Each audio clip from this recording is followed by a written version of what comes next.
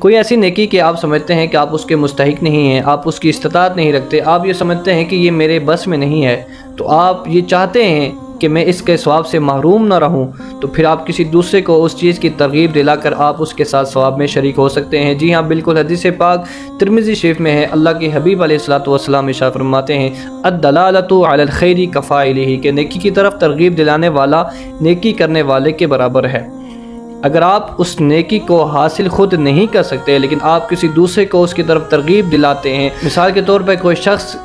اس کے اندر حفظ کرنے کی تمنا تھی کہ یار میں حافظ قرآن بنوں، یا کسی عذر کی وجہ سے وہ حافظ قرآن نہیں بن سکا، تو وہ کسی دوسرے کو حافظ قرآن بنائے، اس کی کفالت کرے، اس کا سارا نان نفقہ اٹھائے، اس کا خیال رکھے، تو آپ کو بھی اس چیز کا ثواب ملتا رہے گا۔ اسی طرح سے دنیا کے اور بھی کئی ہزاروں کام ہیں